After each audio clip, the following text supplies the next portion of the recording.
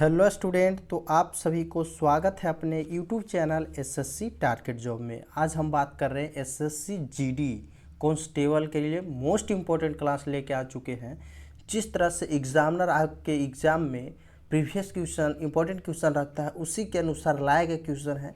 अगली बार की तरह इस बार भी धूम मचाने वाले हैं, तो आप लोग इसे बारीकी से लगाना, क्योंकि अगले बार भी अच्छे क्वेश्चन फंसे थे, इस बार भी अच्छे क्वेश्चन फंसने की पूरी गारंटी है। तो आप लोग इसे ज़रूर बारीकी से लगाना, जो याद ना हो उसे याद ज़रूर कर लेना, क्योंकि हर एक प्रश्न आपके एग्ज़ाम के लिए इम्पोर्टेंट रखा जाता है। अगर चैनल पे आप पहली बार हो तो चैनल को सब्सक्राइब कर लेना, बेल आइकन दबा लेना, क्योंकि ऐसा मोस्ट इम्पोर्टेंट एवं सेलेक्टेड वीडियो आपको जल्दी मिल सके और आप अपने एग्ज़ाम में बहुत आसानी तरीके से जीके जीएस में क्वालिफाई कर सकते हो अच्छे नंबर से। तो चलते हैं बिना टाइम गवाते हुए सीधे क्वेश्चन की ओर। और हमारा पहला क्वेश्चन दिया गया, क्या दिया गया है? पहला क्वेश्चन, भारतीय राष्ट्रीय कांग्रेस की स्थापना कब हुई थी? इंपॉर्टेंट एवं प्रीवियस क्वेश्चन दोनों है, तो आप लोग बारीकी से जरूर लगाना। भारतीय राष्ट्रीय कांग्रेस, बताओ भारतीय राष्ट्रीय कांग्रेस की स्थापना जो है कब हुई थी? तो राइट आंसर आपका होगा 1885 में। कब हुआ था? 1885 में हुआ था। ऑप्शन नंबर डी आपका राइट आंसर हो जाएगा। अगला प्रश्न दिया गया है, statue of unity. Statue of unity किस लोकप्रिय नेता का प्रतिमा है? अगर आपको पता हो तो कमेंट बॉक्स में कमेंट पहले जरूर कर देना। स्टैचू ऑफ यूनिटी जो है किस लोकप्रिय नेता का है? महात्मा गांधी, वी.आर. अम्बेडकर, राजेंद्र प्रसाद या सरदार वल्लभ भाई पटेल जी को? तो स्टैचू ऑफ यूनिटी जो है सरदार वल्लभ भाई पटेल जी को। किसका है? तो सरदार वल्लभ भाई पटेल। राइट आंसर आपको हो जाएगा ऑप्शन नंबर डी। किसका है? तो सरदार वल्लभ भाई पटेल जी को। अगला प्रश्न दिया गया है, इंपॉर्टेंट प्रश्न है, भारत के पहले वाइसराय। बताओ कौन कौन लोग जानते हो, इसका कमेंट बॉक्स में आंसर कर देना। भारत के पहले वाइसराय, भारत के पहले वाइसराय कौन थे? Lord Canning, Lord William Bentinck या फिर लॉर्ड डलहौसी? तो राइट आंसर हो जाएगा लॉर्ड कैनिंग। कौन थे? लॉर्ड कैनिंग थे भारत के पहले वाइसराय। ऑप्शन नंबर ए आपका राइट आंसर हो जाएगा। अगला प्रश्न दिया गया है, मुगल कालीन प्रसिद्ध गायक तानसेन, मुगल कालीन प्रसिद्ध गायक तानसेन किस भारतीय संगीत शैली से संबंध रखते थे? बताओ। तानसेन जो थे वो भारतीय संगीत शैली से संबंध रखते थे। किस भारतीय संगीत शैली से वो संबंध रखते थे? ठुमरी से, ध्रुपद से, राग से या फिर ख्याल से? तो किससे रखते थे? तो ये ध्रुपद से रखते थे। किससे रखते थे? किस भारतीय संगीत शैली से? तो ध्रुपद से। राइट आंसर हो जाएगा आपका ऑप्शन नंबर बी। बहुत इंपॉर्टेंट क्वेश्चन है, आपका पूछा गया प्रश्न है, तो ध्रुपद याद कर लेना। अगला प्रश्न दिया गया है, शार्ट्रदंड सूर्य मंदिर कहाँ स्थित है? शार्ट्रदंड सूर्य मंदिर जो है वो कहाँ स्थित है? वाराणसी, शिमला, कश्मीर या फिर मदुरई में? तो ये जम्मू कश्मीर में। कहाँ स्थित है? शार्ट्रदंड सूर्य मंदिर जो है वो जम्मू कश्मीर में है, इसलिए आप लोग राइट आंसर करिएगा ऑप्शन नंबर सी। अगला प्रश्न दिया गया है, कबीर की रचनाओं का संकलन को कहा जाता है? बताओ, ये तो सभी को पता होगा, कबीर की रचनाओं के संकलन को क्या कहा जाता है? तरीका, अभंग, 10 बोध या फिर बीजक? तो कबीर की रचनाओं के संकलन को क्या कहा जाता है? बीजक कहा जाता है। क्या कहा जाता है? बीजक कहा जाता है। राइट आंसर क्या हो जाएगा आपका? ऑप्शन नंबर डी हो जाएगा। अगला प्रश्न दिया गया है, अगला प्रश्न देखो, हरभजन सिंह। हरभजन सिंह क्या थे? अगर पूछ दिया हरभजन सिंह किस खेल से संबंधित है, ऐसे भी आपका क्वेश्चन मिलेगा कि हरभजन सिंह, ये तो पूछ रहा है उपनाम, लेकिन पूछ सकता है हरभजन सिंह किस खेल से संबंधित है? तो आप लोग जानते होंगे तो बताइए, कमेंट करिएगा। हरभजन सिंह जो थे वो क्रिकेट से संबंधित थे। किससे थे? क्रिकेट से संबंधित थे। तो हरभजन सिंह का उपनाम से क्या जाना जाता है? The ball, the terminator, Jammy या फिर फ्लाइंग मैन? तो हरभजन सिंह क्या थे? बॉलर और स्पिनर थे। तो क्या कहते हैं? The terminator. क्या कहते हैं? The terminator.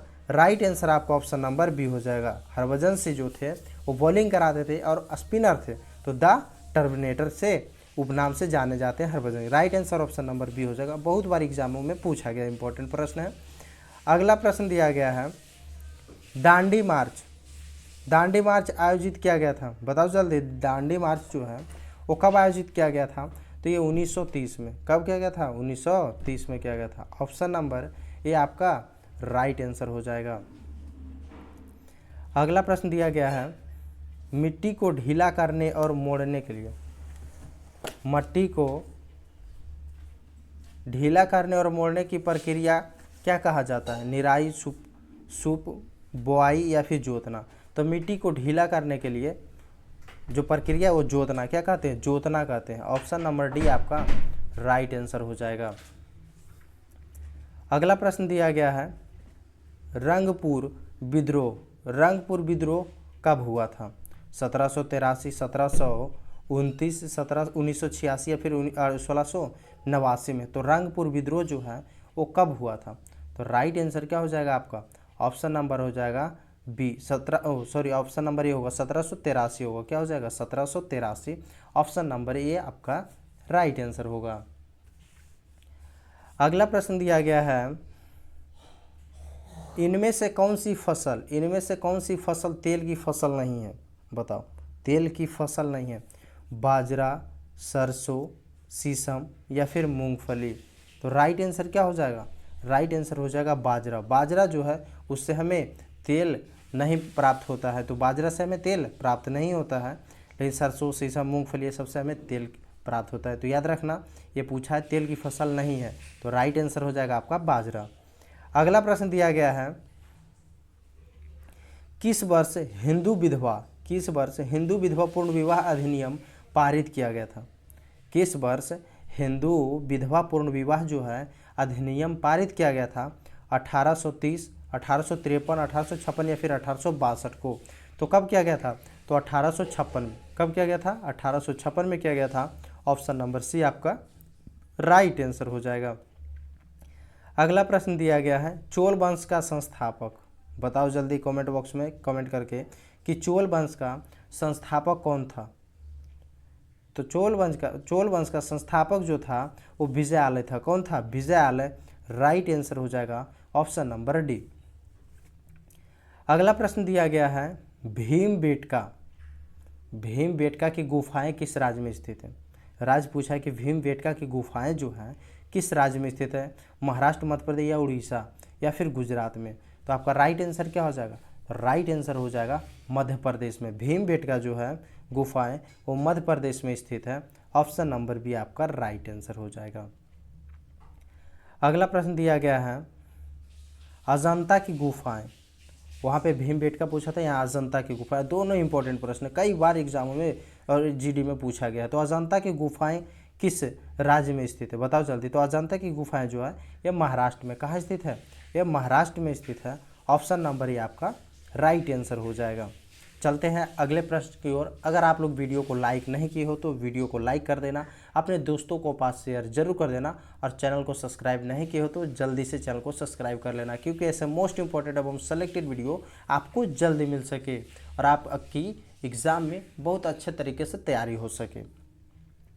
अगला प्रश्न दिया गया है, रंगोली कहाँ की प्रमुख लोक कला है? बताओ, रंगोली जो है कहाँ की प्रमुख लोक कला है? गुजरात, महाराष्ट्र, मध्य प्रदेश या फिर बिहार? तो रंगोली जो है वो कहाँ की है? तो महाराष्ट्र की है। कहाँ की? महाराष्ट्र की प्रमुख लोक कला है। ऑप्शन नंबर बी आपका राइट आंसर हो जाएगा। अगला प्रश्न दिया गया है, रेल पथ के मीटर गेज की चौड़ाई कितनी होती है? रेल पथ के मीटर गेज की चौड़ाई जो है वो कितनी होती है? तो 1 मीटर होती है। कितनी होती है? 1 metre. Right answer option number C हो जाएगा। ऐसे होता है 1.1696 शायद होता है, इतना होता है, लेकिन यहाँ पे 1 मीटर दिया है तो आपको 1 मीटर मारना है, याद रखना। अगला प्रश्न दिया गया है, पालक के पत्तों में किसकी मात्रा में सबसे अधिक होती है? वसा, विटामिन, प्रोटीन या फिर आयरन? तो पूछ रहा है पालक के पत्तों में सबसे अधिक मात्रा में क्या पाया जाता है? तो आयरन पाया जाता है। लोहा क्या पाया जाता है? आयरन। राइट आंसर क्या होगा आपका? ऑप्शन नंबर डी हो जाएगा। अगला प्रश्न दिया गया है, विटामिन सी का सबसे उत्तम स्रोत पूछा है। क्या पूछा? सबसे उत्तम स्रोत विटामिन सी का क्या है? गाजर, आंवला, संतरा या फिर केला? तो राइट आंसर हो जाएगा, क्या हो जाएगा? विटामिन सी पूछा है तो आंवला हो जाएगा, क्या हो जाएगा, आंवला हो जाएगा। और विटामिन ए पूछ देता तो विटामिन ए के लिए गाजरा है, क्या है, गाजर है, क्या, विटामिन ए के लिए सबसे उत्तम स्रोत जो है गाजर है, और विटामिन सी के लिए आंवला, ये याद रखना। आपका राइट आंसर हो जाएगा ऑप्शन नंबर बी, आंवला। अगला प्रश्न दिया गया है, शांति का नोबेल पुरस्कार, शांति का नोबेल पुरस्कार पाने वाली पहली भारतीय महिला कौन है? बताओ जल्दी, शांति का नोबेल पुरस्कार पाने वाली पहली भारतीय महिला कौन है? मदर टेरेसा, राधाबाई सुब्बारायन, इंदिरा गांधी या फिर अन्ना चंडी। तो शांति का नोबेल पुरस्कार पाने वाली पहली भारतीय महिला कौन है? तो राइट आंसर हो जाएगा मदर टेरेसा। कौन है? Mother Teresa. राइट आंसर हो जाएगा ऑप्शन नंबर ए। आप सभी के लिए 30 इंपॉर्टेंट क्वेश्चन रखा है, लेकिन आपके एग्जाम में 20 ही पूछता है, लेकिन आपके एग्जाम की दृष्टि से 30 क्वेश्चन रखें कि जल्दी जल्दी प्रीवियस और इम्पोर्टेंट क्वेश्चन हो जाए, जिसमें आपका बहुत अच्छे से तैयारी हो जाए, इसलिए 30 क्वेश्चन आपके एग्जाम के लिए रखे हैं। अगला प्रश्न दिया गया है, गन्ने में लाल सड़न रोग जो है वो किसके कारण उत्पन्न होता है? तो गन्ने में लाल सड़न रोग जो होता है वो किसके कारण होता है? तो राइट आंसर हो जाएगा कवक। किसके कारण? कवक के कारण होता है लाल सड़न। देखा होगा गन्ने में लाल लाल और वाइट उस जगह होता है, तो कवक के कारण होता है। किसके कारण? कवक के कारण। अगला प्रश्न दिया गया है, भारत के निर्वाचन पद्धति किस देश से ली गई है? अमेरिका, फ्रांस, जर्मनी या फिर ब्रिटेन से। तो भारत के निर्वाचन पद्धति जो है किस देश से ली गई है? तो राइट आंसर आपका हो जाएगा ब्रिटेन से। कहाँ से? ब्रिटेन देश से लिया गया है। ऑप्शन नंबर डी आपका राइट आंसर होगा। अगला प्रश्न दिया गया है, भारत के राष्ट्रपति का कार्यकाल कितना वर्ष होता है? भारत के राष्ट्रपति का कार्यकाल जो है वो कितना वर्ष होता है? 6, 4, 5 या फिर 3 वर्ष। तो आप सभी जानते होंगे, ये तो आपको सभी को मालूम होना चाहिए कि 5 वर्ष। राष्ट्रपति का कार्यकाल कितने वर्ष है? 5 वर्ष। प्रधानमंत्री का कितने बाद? तो 5 वर्ष है। ये सब याद होना चाहिए। राइट आंसर आपका हो जाएगा ऑप्शन नंबर सी। अगला प्रश्न दिया गया है, सूरत शहर जो है वो किस नदी के किनारे स्थित है? नर्मदा, ताप्ती, गंगा या फिर चिनाब। तो सूरत शहर जो है वो किस नदी के किनारे स्थित है? तो ताप्ती नदी। किस नदी के? ताप्ती नदी के किनारे स्थित है। ऑप्शन नंबर बी आपका राइट आंसर हो जाएगा। अगला प्रश्न दिया गया है, भारत में प्रथम जनगणना कब हुआ था? तो भारत में प्रथम जनगणना जो है वो 1872 में। कब हुआ था? 1872 में हुआ था। कौन करवाया था? उस समय लॉर्ड मेयो था। कौन था? लॉर्ड मेयो था। भारत में प्रथम जनगणना 1872 में। अगला प्रश्न दिया गया है, ओजोन परत को नष्ट करने वाली गैस कौन सी? हमारे ओजोन परत को जो नष्ट कर रहा है वो कौन सा गैस है? कार्बन डाइऑक्साइड, हीलियम, मीथेन या फिर CFC। तो राइट आंसर हो जाएगा CFC। क्या हो जाएगा? CFC। इसका फुल फॉर्म होता है क्लोरोफ्लोरोकार्बन। क्या होता है? ओजोन परत को नष्ट करने वाली गैस क्या है? अगर आपको CFC नहीं रहे तो वहाँ पे रह सकता है क्लोरोफ्लोरोकार्बन। तो राइट आंसर क्या कर देना? Option number D. अगला प्रश्न दिया गया है, वायुयान किस मंडल में उड़ते हैं? वायुयान जो है वो किस मंडल में उड़ते हैं? क्षोभ मंडल, मध्य मंडल, समताप मंडल या फिर आयन मंडल। तो वायुयान जो है वो समताप मंडल में। किस मंडल में? समताप मंडल में उड़ते हैं। ऑप्शन नंबर सी आपका राइट आंसर होगा। अगला प्रश्न दिया गया है, मानव रक्त का पीएच मान कितना होता है? तो मानव रक्त का पीएच मान 7.4 होता है। कितना होता है? 7.4। राइट आंसर आपका ऑप्शन नंबर ए हो जाएगा।